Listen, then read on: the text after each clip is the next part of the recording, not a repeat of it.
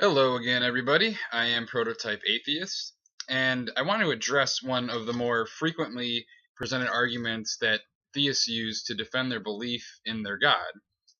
Typically, it goes something along the lines of, if God exists and I believe in it, then I'll have much to gain, but if I'm wrong, I haven't lost anything.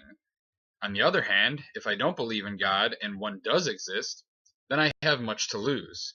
The safe bet is to believe in God. So basically, this argument is proposing that there are four possible combinations of beliefs and outcomes, and that believing in God results in no possible negative consequences, while not believing in God puts you at risk of punishment if a God does exist. This argument is frequently referred to as Pascal's wager, as it was first devised by the 17th century French philosopher Blaise Pascal, who was also responsible for the mathematical Pascal's triangle. Now, Pascal framed his argument within a Christian perspective. So the idea is that if you believe in the Christian God, you either go to heaven if it exists, or you simply lose nothing if it doesn't exist. Whereas if you don't believe and the Christian God does exist, then you end up in hell, or at the very least, not in heaven, or not in as desirable of a position as someone who did believe. Now, the first obvious problem with Pascal's wager is that it relies upon a false dichotomy by proposing that if a God exists, it must be the Christian God. Therefore, your only options are to believe in the Christian God and protect yourself against punishment, or to not believe in the Christian God and risk punishment, regardless of if you simply don't believe in any gods or you believe in a God besides the Christian one. The premise completely ignores the possibility that any other God or gods might exist. Not only might you be risking eternal punishment by believing in the Christian God if another God actually exists, but you may risk angering the God or gods which do exist even further by worshiping a false God. In such a scenario, non-belief would be less risky than believing in the Christian God and is the better option. Another flaw in this argument is that it can be presented in defense of any number of gods, and in fact it has been. Many Muslims use this same premise to defend their belief in Allah, for example. So, just as Christians frequently will use the Bible to argue that the Bible is true, while ignoring that Muslims could do the same thing with the Quran, or using special pleading to claim that the Bible is unique and special because it actually is the word of the one true God, which, again, a Muslim could argue, they fail to see the lack of reason they espouse when they present Pascal's wager. So, staying with these two religions, let's consider how many people on earth are going to hell for not believing in their respective gods. For the sake of simplicity, let's say there are roughly 2 billion Christians and 2 billion Muslims out of a current population of about 8 billion humans on earth.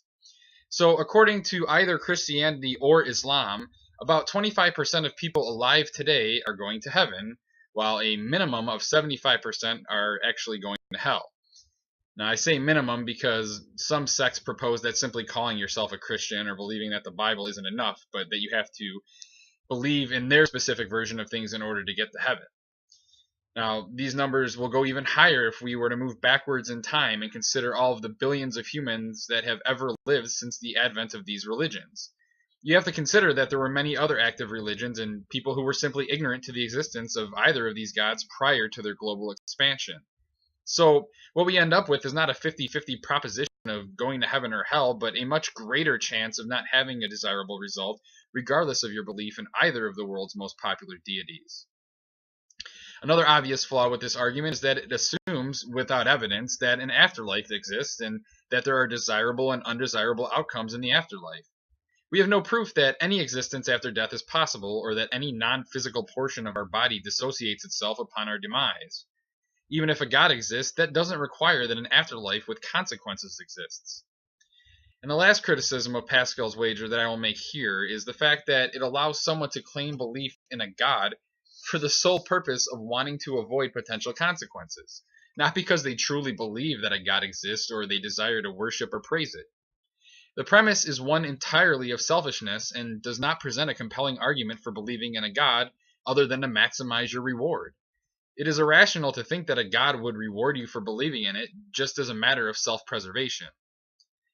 So in conclusion, instead of wagering, Pascal should have folded, because as you can see, I have my poker face on, and I'm calling his bluff. I'll see Pascal's wager, and I'll go all in, because if no gods exist, or at least none that will reward or punish people after death, and you waste substantial amounts of time and effort in your one life here on earth believing in gods and altering your behavior accordingly, then you've squandered much of your only chance to exist on the premise of a second eternal existence after death. That's a risk I'm not willing to take. Given the lack of evidence to demonstrate that anything happens when our physical bodies expire, I'm going to seize the opportunity to exist for this brief time and do it on my own terms, not according to the dictates of a tyrannical god bent on schadenfreude. I am Prototype Atheist. Like this video, share it, subscribe. You know what to do. Just like when a theist approaches you with Pascal's wager, remember to keep calm. It seems legit.